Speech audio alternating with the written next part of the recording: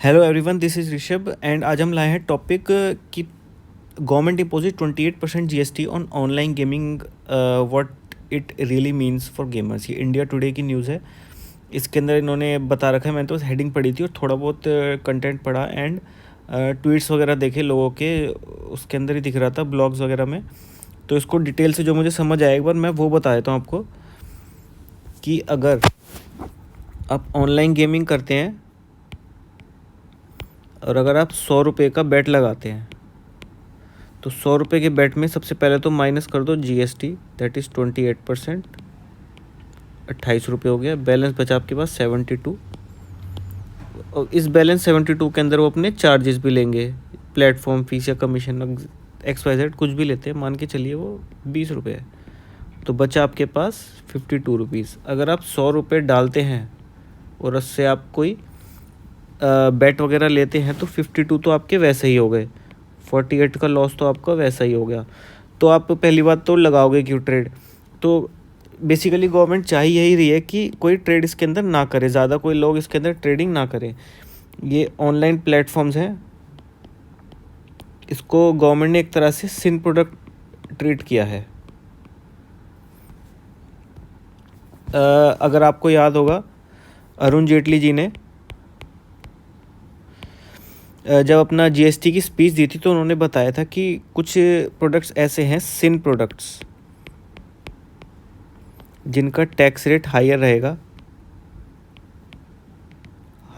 Like 28% या 40%, maximum 40% है GST act के अंदर जीएसटी रेट की लिमिट, लेकिन नॉर्मली 40% किसी पे लगता नहीं है। अभी तक 28% ही हाईएस्ट रेट लग रहा है। तो 28% काफ़ी चीज़ों पे लगता है, लाइक लग्जरी आइटम्स पे हो गई या बैटरीज़ पे हो गया, लिथियम बैटरीज़ पे, उस पर भी 28% जीएसटी लगता है। और अब आ गया online gaming platforms, online gaming platform से भी इस पर 28% जीएसटी आ गया। तो इससे क्या बहुत बड़ा स्ट्रेन पड़ेगा प्लेटफॉर्म वालों पे? यस, जो भी Dream11 है, ये माई सर्कल 11 है, जो भी हैं XYZ बहुत सारे हैं, इन पे बहुत बड़ा स्ट्रेन पड़ने वाला है, बिग स्ट्रेन। इनके एक तो कस्टमर रिटेंशन चले जाएंगे, क्या इससे गवर्नमेंट को टैक्स रेवेन्यू में फ़ायदा होगा? टैक्स रेवेन्यू में शॉर्ट टर्म में तो कोई भी मेरे को लग नहीं रहा फ़ायदा होगा, लेकिन लॉन्ग टर्म में ज़रूर होगा, क्योंकि इन्होंने टैक्स लगाया ही ट्रांसपेरेंसी की वजह से है। क्योंकि बहुत सारे इलीगल प्लेटफॉर्म्स वगैरह हैं जो इसमें लोगों के पैसे लगवाते हैं, लेकिन उसमें कोई इनका टैक्स की रिपोर्ट या इनकम रिपोर्ट नहीं करते हैं, वो पता नहीं कैसे दो नंबर तरीके से काम करते हैं। तो सब पे 28% जीएसटी लगा दिया। अब इस तरह के ऑनलाइन गेमिंग प्लेटफॉर्म्स है, इसकी रिवेन्यू डिटेक्ट करने में आसानी होगा। अब वो चेक कर पाएंगे कौन टैक्स दे रहा है, कौन टैक्स नहीं दे रहा। और नेक्स्ट पॉइंट क्या रहेगा हमारा? नेक्स्ट पॉइंट रहेगा हमारा कि 28% टैक्स रेट सही है?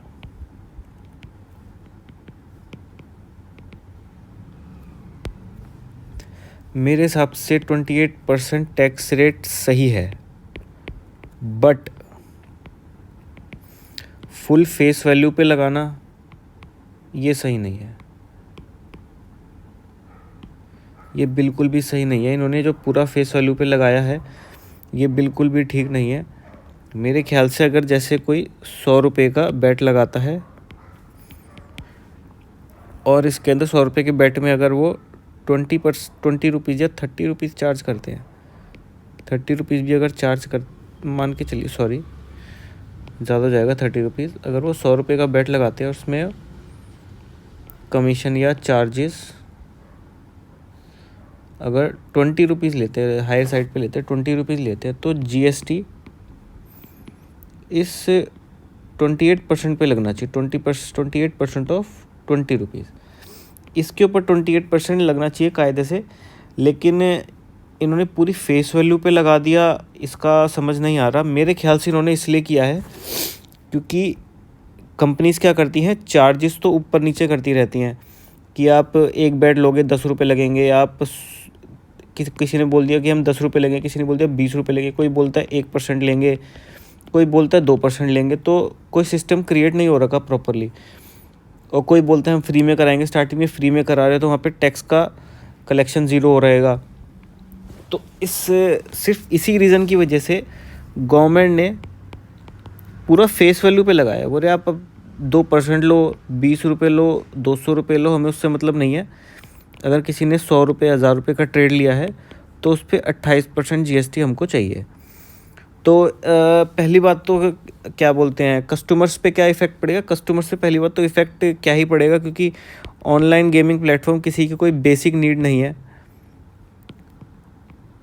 बेसिक नीड नहीं है किसी की कि इसके बिना कोई काम नहीं कर सकता। अगर ट्रेडिंग इस 28% GST के बाद हायर चार्जेस पे कोई ट्रेडिंग छोड़ता है तो उससे कोई फ़र्क पड़ेगा नहीं।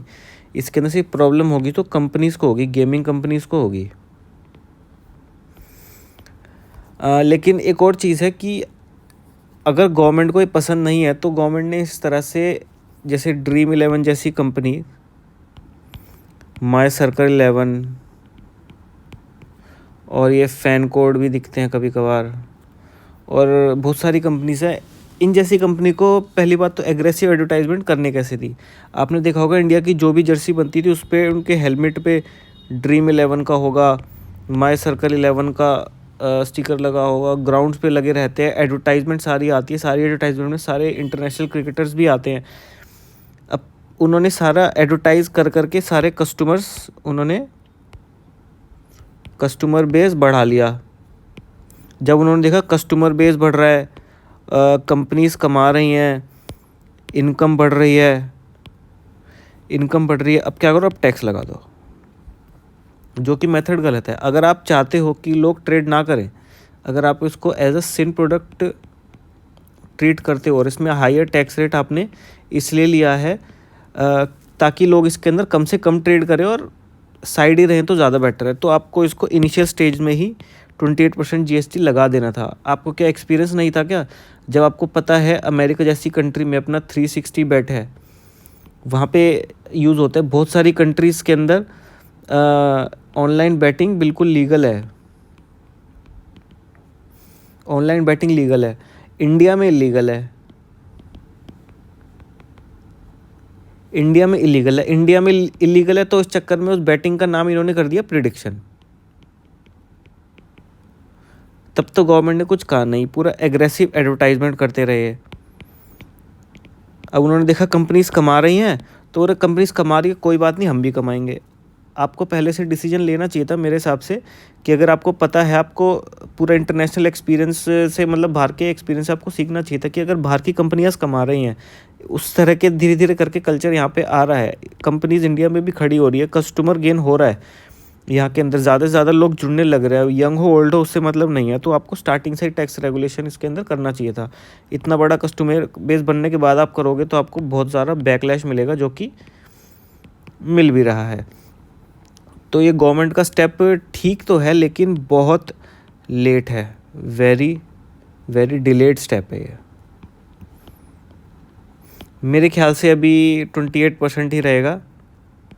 हो सकता है कुछ कंपनी से मीटिंग पर थोड़ा सा ये tax rate maximum to maximum 18% हो जाए, या हो सकता है फेस वैल्यू से ना होके ये कमीशन या चार्जेस पे हो जाए। लेकिन ऐसा होना मुश्किल है, क्योंकि जैसे बताया मैंने, कोई 1% लेता है, कोई 2% लेता है, कोई 10 लेता है, कोई 20 लेता है। तो गवर्नमेंट को एक स्टेबिलिटी नहीं मिलेगी रेवेन्यू कलेक्शन के अंदर, तो इसलिए वो फेस वैल्यू में ही करना चाह रहे हैं।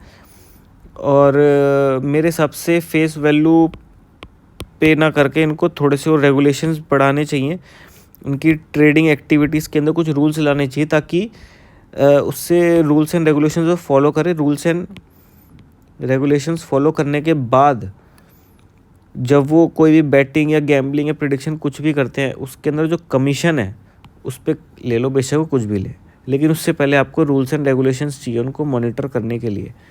और 28% फेस वैल्यू पे लगाना इस टाइम पे जब ऑलरेडी बहुत सारे आगे बढ़ चुके हैं कंपनीज, ये ठीक नहीं है। बाकी आपका व्यू क्या है आप कमेंट्स में बता सकते हैं। Thank you for watching this video.